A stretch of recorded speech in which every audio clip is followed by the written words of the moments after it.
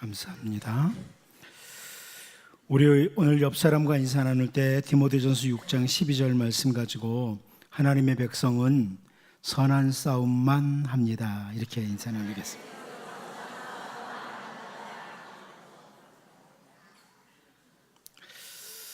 우리 주 예수님께서 참 산 위에서 보배로운 훈화를 주셨습니다.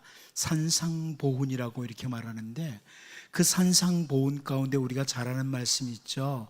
마태복음 5장 5절을 보면 온유한 자는 복이 있나니 그들이 땅을 기업으로 받을 것이며, 온유한 자가 복이 있다. 온유한 자가 복이 있다. 온유한 사람이 땅을 상속으로 받는다. 이러시면서 천국 백성은, 하나님 나라 백성은 온유한 자로 살아야 된다는 것을 강조하셨습니다. 우리는 온유한 자로 살아야 된다, 이렇게 말입니다. 그런데 마태는 선지자 이사야의 그 말씀을 통해서 선포된 말씀을 인용하죠. 그러면서 마태복음 12장 19절에 보면 이렇게 말씀합니다. 그는 다투지도 아니하며 들레지도 아니하리니 아무도 길에서 그 소리를 듣지 못하리라. 메시아 예수님에 대해서 예언하는 말씀인데, 예수님은 온유하신 분이다.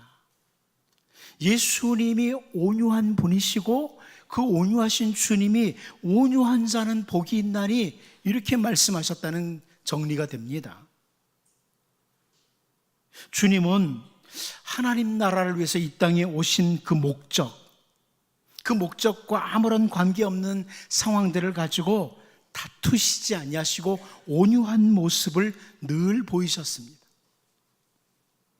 마태복음 27장 13절 14절을 보면요, 이에 빌라도가 이르되 그들이 너를 쳐서 얼마나 많은 것으로 증언하는지 듣지 못하느냐 하되 한마디도 대답하지 아니하시니 총독이 크게 놀라워하더라. 이런 말씀이 기록되고 있습니다.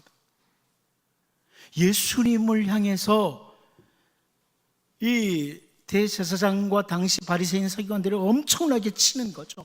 예수님을 쳐서 공격을 합니다. 많은 것으로 저 예수는 저런 사람이라고, 이런 사람이라고 공격을 합니다. 그런데 예수님이 한마디도 대답을 안 하셨다. 총독이 놀랬다. 크게 놀랬다. 보통 사람들은 자기 변호를 하지 않습니까? 그런데 예수님께서는 아무런 자기 변호를 하지 않아요. 의미 없는 다툼, 무가치한 다툼, 차라리 하지 않으시는 예수님의 모습. 아무리 별의별 공격을 다 해도 그거 내가 변호한다고 되나? 이러면서 전혀 반응이 없는 예수님의 모습을 보고 빌라도가 크게 놀랐다. 전혀 보통 사람들과 다른 모습이죠. 우리는 온유하게 걸어가셨던 주님이 온유한 자로 살아야 된다는 말씀을 주신 것을 늘 가슴에 새겨야 되는 것이 주님의 백성입니다. 온유한 자로 살아야 됩니다. 쓸데없는 다툼을 하지 말아야 된다는 거죠. 하지만 그럼에도 불구하고 하나님의 백성들은 이 세상에 살아가는 동안에 싸워야 될 싸움이 있습니다. 온유한 자로 살아야 돼요. 하지만 싸워야 될 싸움이 있습니다. 민수기 31장 3절 말씀을 보면 모세가 백성에게 말하여 이르되 너와 함께 있는 사람들 가운데서 전쟁에 나갈 사람들을 무장시키고 미디안을 치러 보내어 여호와의 원수를 갚되, 이렇게 말합니다. 하나님의 백성들을 무서운 죄로 끌고 들어갔던, 유혹해서 죄의 길로 끌고 들어갔던 그 미디안, 그들을 가리켜서 여호와의 원수라고, 하나님의 백성들로 하여금 죄에 빠지게 했던 그들은 하나님의 원수다, 이렇게 표현되면서 그들과 싸우도록 해야 된다. 이게 모세를 통해서 지시되는 말씀입니다. 여러분, 하나님의 백성들은요, 우리 주 예수 그리스도의 은혜로 말미암아 죄와 멸망의 자리에서 구원받은 우리들은 세상에 살아가는 동안에 여전히 우리를 유혹하고 넘어뜨리고자 하는 이 죄, 그리고 죄의 세력과 우리 온유한 자로 살아야 돼요. 하나님의 백성은 온유한 자가 정상입니다.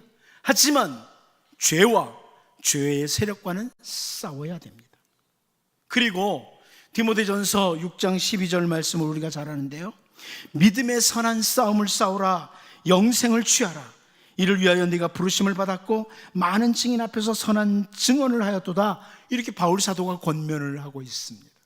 우리는 믿음의 선한 싸움을 싸우는 자라는 겁니다. 한마디로 믿음을 잘 지키기 위해서, 그래서 싸우는 선한 싸움이 있다는 겁니다. 믿음의 선한 싸움이 있다. 한 곳을 더 보면 데살로니가전서 2장 2절에 너희가 아는 바와 같이 우리가 먼저 빌립보에서 고난과 능욕을 당하였으나 우리 하나님을 힘입어 많은 싸움 중에 하나님의 복음을 너희에게 전하였노라. 이렇게 바울 사도가 설명을 하죠. 무슨 싸움이에요? 한마디로 말하면 복음을 위한 싸움입니다. 바울이 표현한 복음을 위한 싸움이에요. 자, 이렇게 우리는 성경을 통해서 하나님의 백성들인 우리들이 우리 주 예수 그리스도를 본받아서 언제나 온유한 자로 살도록 최선을 다해야 돼요. 온유한 자로 살도록 최선을 다해야 돼요. 하지만 온유한 자이기에 적당히 모든 것과 타협하는 자가 아니라 죄와 죄의 세력과 잘 싸워야 됩니다. 내게 찾아오는 죄와 싸워야 됩니다. 히브리서 기자는 피 흘리기까지 싸우라는 것을 권면하죠. 그리고 우리의 믿음을 지키기 위해서, 내 믿음을 지키기 위해서 선한 싸움을 싸우셔야 됩니다. 또 하나는 우리 주님이 우리들에게 맡기신 생명의 복음, 십자가 복음을 위해서 선한 싸움을 싸워야 합니다. 오늘 본문을 통해서 우리는 남쪽 유다의 왕이었던 아마샤와 북이스라엘의 왕이었던 요아스가 전쟁하는 내용을 보고요, 이들이 싸우는 모습을 보면서 이들의 싸움이 정말 합당한가? 이들은 정말 선한 싸움을 싸우고 있는가? 이 부분을 보면서 우리를 돌아보는, 오늘 우리의 삶을 돌아보고 우리가 선한 싸움을 싸우는 이런 주님이 기뻐하시는 귀한 주의 백성들로 세워져 갈 수 있기를 바랍니다. 첫 번째, 우리는 오늘 본문에서 명분 없는 싸움을 보게 됩니다. 명분 없는 싸움이라. 우리 본문 13절 같이 한번 읽어보도록 하겠습니다. 같이 봅니다. 시작. 이스라엘 왕 요아스가 벳세메스에서 아하시아의 손자 요아스의 아들 유다 왕 아마샤를 사로잡고 예루살렘에 이르러 예루살렘 성벽을 에브라임 문에서부터 성 모퉁이 문까지 400규빗을 헐고. 이 본문 13절을 히브리어 성경으로 보면 그 시작하는 13절 시작이 어떻게 됐냐면 그러므로라고 시작합니다. 그러므로 이스라엘 왕 요아스가 이렇게 시작합니다. 그러므로라. 남쪽 유다의 아마샤 왕이 북이스라엘 왕 요아스 왕에게 대면해보자, 우리 한번 서로 실력 겨루어볼까? 이렇게 시비를 걸었죠. 누구 실력이 센지 한번 실력 겨뤄보자, 이렇게 시비를 걸었고, 그래서 결국 정말 명분 없는 싸움이 유다와 이스라엘 사이에 시작된 거예요. 누가 더 센가 한번 해보자. 여러분, 세상에 살면서 이런 싸움 하시면 안 됩니다. 가족들하고 서로 부부가 누가 더 센가, 내가 잡아야지, 딱 잡고 살아야지 이러면서 누가 더 센가 해도 안 되고요, 교회에서 누구 힘이 더 세냐, 이것도 아닙니다. 그 어리석은 싸움이죠. 명분 없는 싸움입니다. 물론 그 북이스라엘의 입장에서는 저 남쪽 유다에서 먼저 시비 걸었다고, 아마샤가 먼저 시비 걸었잖냐고, 실력 겨뤄보자고 그랬잖냐고, 이렇게 요아스 왕이 말할 수 있어요. 하지만 아무리 시비를 걸어와도 아무런 명분 없는 싸움이 형제 국가 간에 일어난 거예요. 남쪽 유다와 북이스라엘 형제 국가 간에 명분 없는 싸움이 일어난 겁니다. 여러분,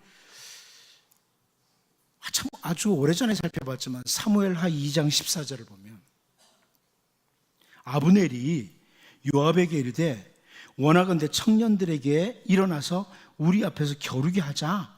요압이 이르되 일어나게 하자 하며 그럽니다.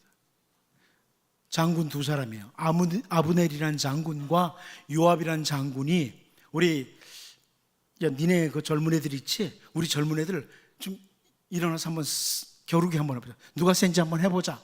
이렇게 하는 거죠. 여기 겨루게 하자는 이 단어는요, 개역 한글 성경에서는 장난하게 하자 이렇게 번역을 했어요. 왜냐하면 히브리어 단어로 보면 이 겨루게 하자는 단어가 웃다, 장난하다 이런 뜻이에요. 젊은이들 싸움 시켜놓고 막 좋아서 즐겨보자는 겁니다. 쟤네들 한번 싸움 한번 해보자 그런 거예요. 그런데 이 아브넬과 요압 두 장군의 이 말로 인해서요, 사무엘하 2장 16절을 보면 각기 상대방의 머리를 잡고 칼로 상대방의 옆구리를 찌르매 일제히 쓰러진지라. 그러므로 그곳을 헬갓 핫수림이라 일컬었으며 기브온에 있더라. 이렇게 설명되고 있습니다. 헬갓 핫수림, 날카로운 칼날들의 들판이란 뜻입니다. 날카로운 칼날들의 들판이라. 이 젊은이들이 그 날카로운 칼들을 가지고 서로를 찔러서 수많은 젊은이가 죽은 거예요. 장난하게 하자고. 야, 니네 젊은이가 센지 우리 젊은이가 센지 한번 장난하게 해볼까? 한번 겨루게 해볼까? 이렇게 두 장군이 말한 것으로 인해서 그날 수많은 이스라엘의 젊은이가 죽었습니다. 명분 없는 싸움이죠. 가치 없는 싸움이에요. 하나님의 백성들인 우리들은 언제나 이 싸움에 대한 점검을 잘해야 됩니다. 제가 처음에 말씀드린 것처럼 온유한 자로 살아야 돼요. 그런데 가끔 싸울 때가 있죠. 싸움 점검 잘 하셔야 됩니다. 나는 왜 목소리를 높여가면서 다투고 있는가를 잘 보셔야 돼요. 돌아봐야 돼요. 나는 왜 이 일로 목소리를 높이지? 나는 무엇을 위해서 이렇게 온갖 힘을 쏟고 있지? 이 부분을 보셔야 돼요. 바울 사도가 그의 인생의 거의 끝자락에 도착했을 때 했던 그 고백, 우리가 잘 알죠. 디모데후서 4장 7절입니다. 나는 선한 싸움을 싸우고 나의 달려갈 길을 마치고 믿음을 지켰으니 그럽니다. 여기 싸움이라고 번역된 헬라어 단어가요, 싸움, 투쟁 이런 의미 가지고 있어요. 그런데 이 단어는 동시에 노력이라는 의미도 가지고 있습니다. 내가 싸우는 싸움, 내가 하는 이 수고, 나의 이 노력, 이거 선한 싸움인가? 선한 노력인가? 보셔야 되는 거예요. 여러분 정말 수고하고 살잖아요. 지난 한 주간 동안에도 참 많이 수고하고 오늘 이렇게 오셨죠. 그런데 여러분의 그 수고는 정말 선한 수고냐? 선한 노력이냐? 선한 싸움이냐? 돌아봐야 된다는 거예요.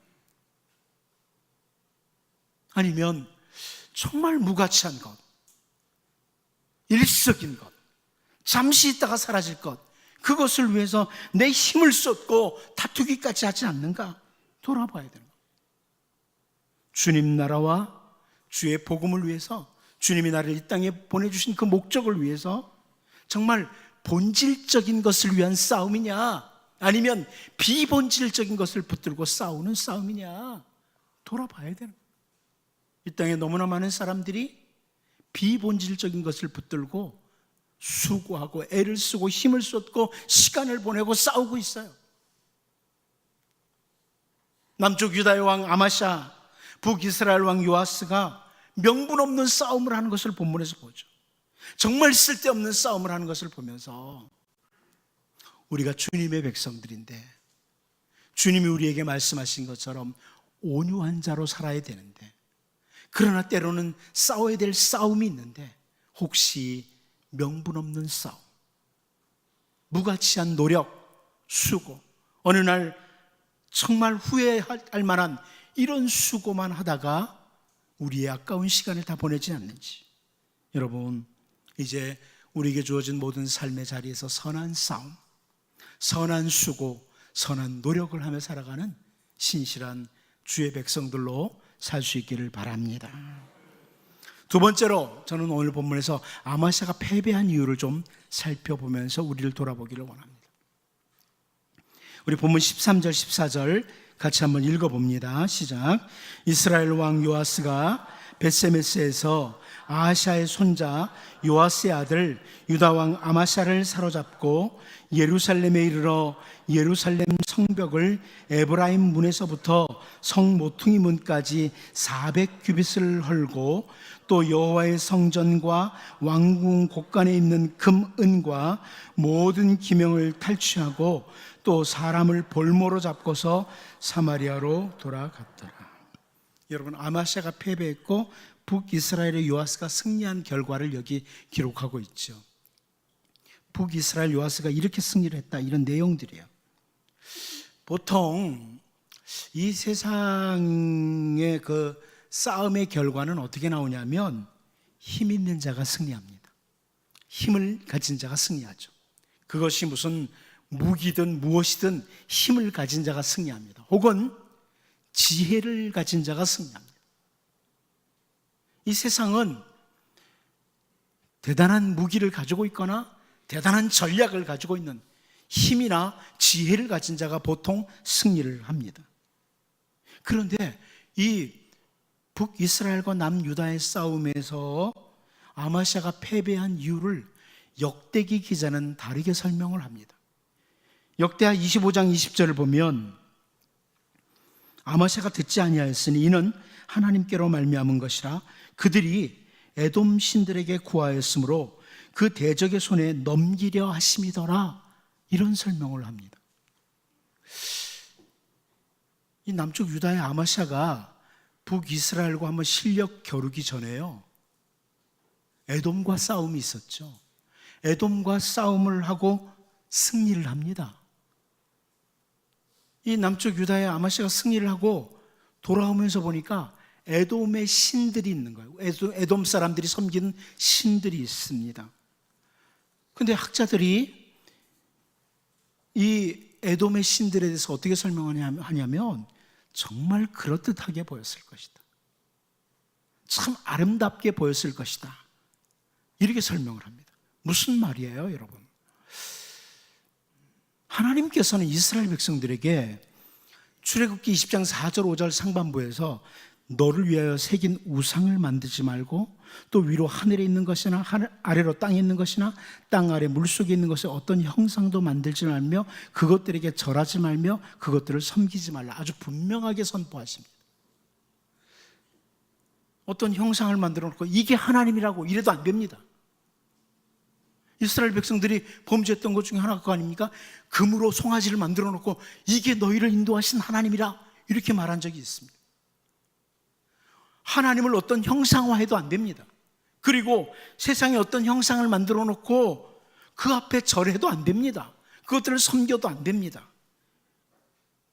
그러니까 하나님을 형상화하는 것이나 어떤 형상을 만들어 놓고 그 앞에 절하거나 섬기는 것은 하나님의 백성이 할 일이 아니라고 분명히 선포합니다.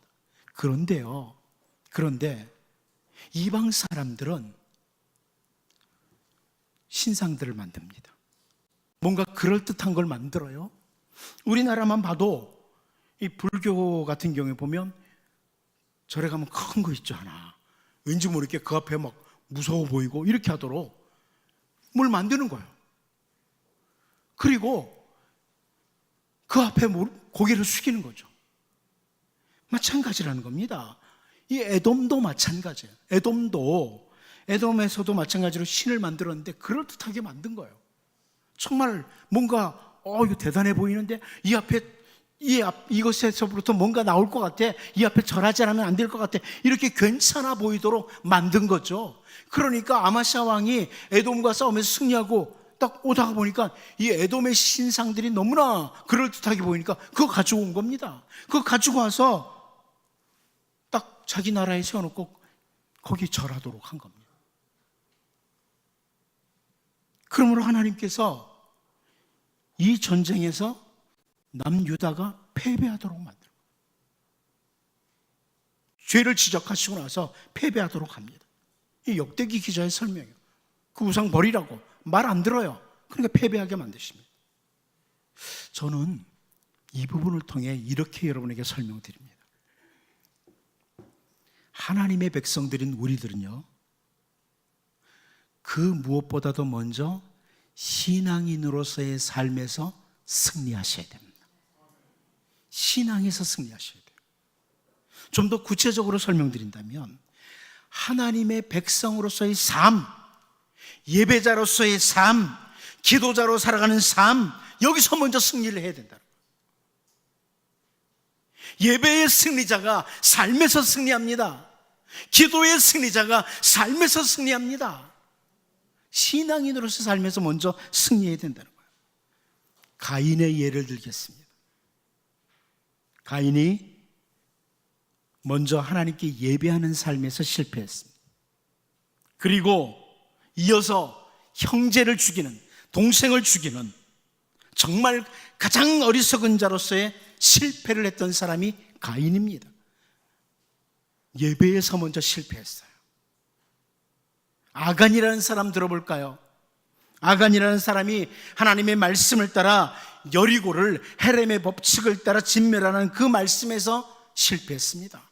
아간이 말씀에서 실패를 했습니다. 그리고 나서 이스라엘이 아이성과의 싸움에서 실패를 합니다.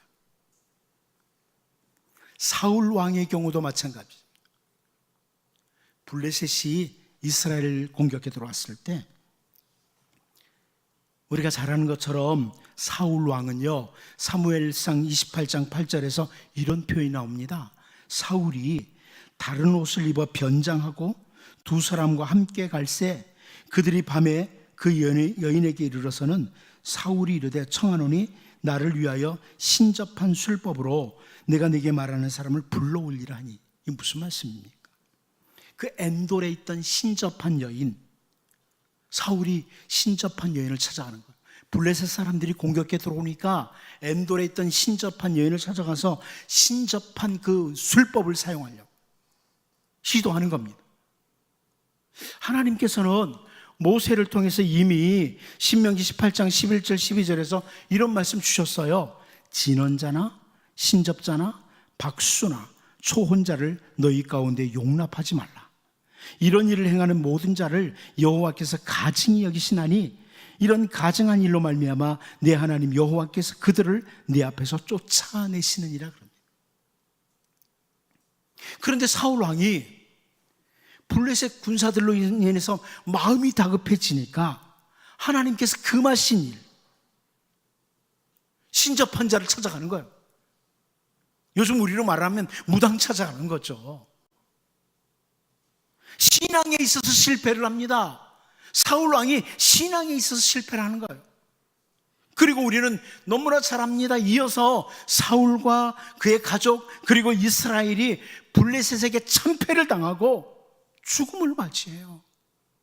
신앙에서 실패했던 자들이. 하나님의 백성들이 신앙의 실패가 있으면 그 뒤를 이어서 다양한 실패가 나타난다는 것을 제가 성경에서 다 말씀드리려면 시간이 부족해요. 하지만 신앙에 승리한 사람들이 삶에서 승리하더라. 이것도 시간이 부족합니다.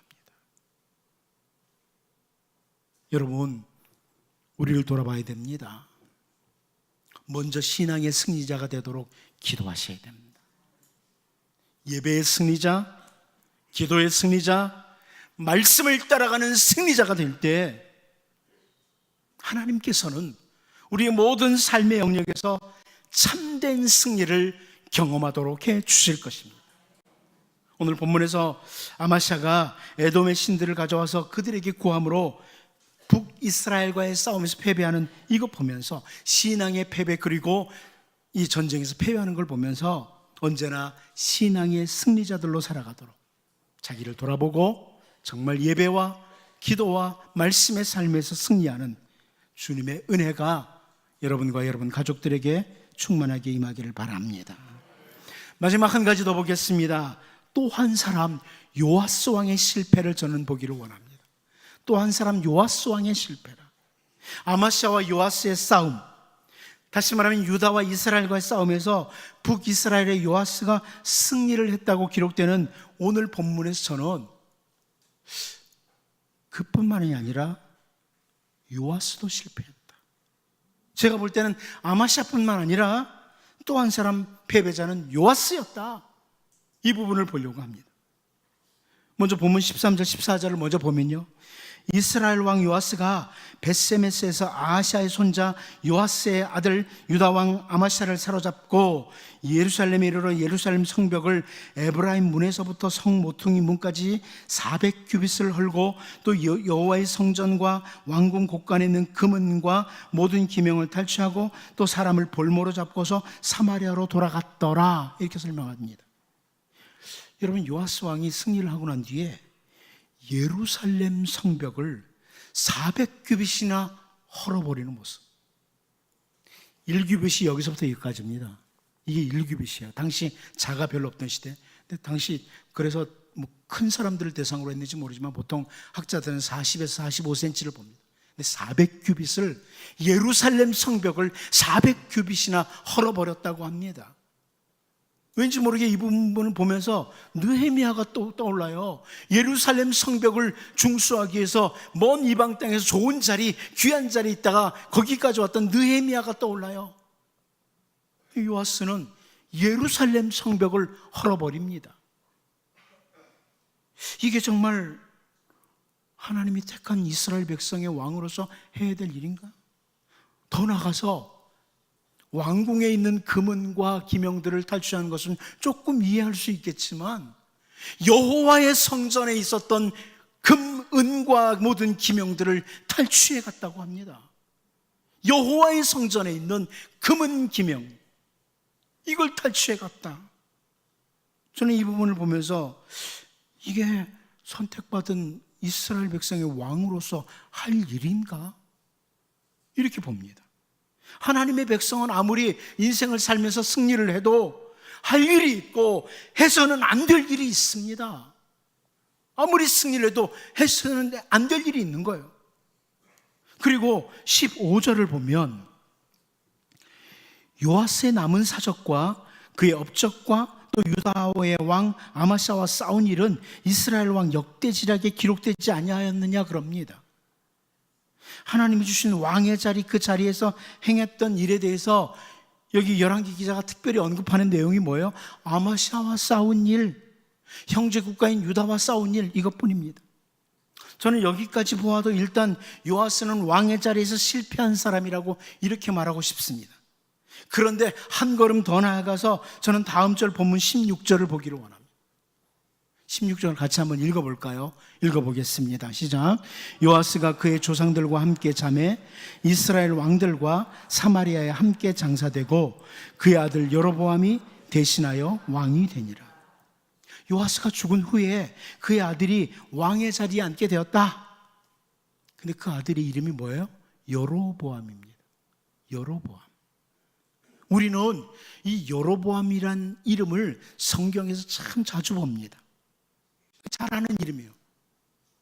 같은 이름을 가졌던 사람이 북이스라엘의 첫 번째 왕이었습니다. 그래서 오늘 본문에 나오는 이 여로보암을 우리는 보통 여로보암 2세라고 부릅니다. 여로보암이란 뜻, 무슨 뜻이냐면 백성들이 증가할 것이다, 이런 뜻입니다. 야르바암, 그래서 여로보암은 백성들이 증가한다, 이런 뜻입니다. 왕의 자리에 앉은 사람으로서 이름 뜻이 참 좋죠. 참 좋습니다. 백성들이 증가해야죠, 왕에게 있어서. 하지만 저는 요아스가 자기 아들 시대에 백성이 증가하는 부강한 나라가 되기를 바라보면서 그렇게 이름을 지었지만 그 요아스는 이 여로보암이라는 이름을 가졌던 사람이 어떤 사람인지 잘 알고 있었습니다. 여로보암 1세는 그 북이스라엘 나라를 죄의 길로 끌고 간 그런 사람입니다. 그 여로보암의 죄가 끊임없이 나타나요. 그런데 아들 이름을 여로보암이라고. 제가 이렇게 얘기하면 뭐 같이 질 수도 있지 이러십니까? 제가 이렇게 질문을 하겠습니다. 여러분, 아들을 낳았는데 혹시 우리 아들 낳으면 이름을 가인이라고 줘야 되겠다, 그런 사람 있어요? 있습니까? 제가 지금까지는 못 봤어요. 가인이란 이름을 가진 사람 못 봤어요. 여러분, 가인이란 이름 뜻은 뭐냐면 소유하다, 얻다라는 뜻이에요. 세상에 사는 동안에 넉넉하게 소유하는 것, 좋은 일이죠? 와, 우리 아들 태어났는데 앞으로 좀 풍부하게 살았으면 좋겠다. 그래서 여러분, 아들 낳으면 가인이라고 지으실래요? 최소한 예수 믿는 사람들은 그렇게 안 짓습니다. 제가 알기로 그런 이름을 가진 사람이 없어요. 요아스가 자기 아들 이름을 여로보암이라고 지은 배경에는 오직 나라만 부강해지면 최고라는 의식이 가득 있지 않았느냐. 다른 표현으로 신앙에 있어서는 실패자가 아니냐, 이런 생각을 가지게 됩니다. 저는 뭐 그렇게 길게 이름도 지을 수 없지만 제가 아들 낳고 여로보암이라고 안 짓겠습니다. 가인이라고도 안 져요. 그럼 그 성경에 나오는 이름 중에 많이 짓는 이름 중에 하나가 뭐예요? 다윗 아닙니까? 다윗. 하나님과의 언약이 든든했던. 신앙인은 그렇게 져요. 그렇게 전쟁에서 승리했다고 예루살렘 성벽을 헐어버리기도 하고 예루살렘 성전 안에 있는 금은 기명을 탈취하고 자기 부만 챙기는 이 사람이 바로 요아스였다는 겁니다. 한마디로 요아스는 올바른 추구가 없었던 사람, 추구하는 목적이 올바르지 않았다는 거예요. 그러므로 요아스는 오늘 본문에서 또 하나의 실패자였습니다. 여러분, 하나님의 백성은요, 우리가 선한 싸움, 가치 있는 싸움을 싸우기 위해서는 내가 추구하는 것이 무엇인가를 잘 확인해야 됩니다. 나는 무엇을 추구하는 사람인가? 내 인생의 목적은 무엇이고, 난 무엇을 위해 달려가고 있고 무엇을 위해 이렇게 애를 쓰고 있는가? 추구하는 목적을 잘 확인하셔야 돼요. 단순히 물질만을 추구한다면 여러분도 여로보암이라고 해도 괜찮아요. 인생을 살아가는 동안에 가치 있는 추구를 하는 사람, 올바른 추구를 하는 사람, 이런 사람이 바로 신앙의 승리자입니다. 바라기는 또 한 사람 실패자 요아스를 보면서요, 내가 목표하고 달려가는 것, 내가 추구하는 것을 다시 한번 확인해 보시고 정말 선한 싸움을 싸우는 신앙의 승리자들로 살 수 있기를 바랍니다. 기도하겠습니다. 하나님 아버지, 명분 없는 싸움을 했던 두 왕을 보았습니다. 그런데 우리들을 돌아봅니다. 우리에게 주어진 삶의 자리에서 우리는 무가치한 싸움과 노력을 하고 있지 않는지,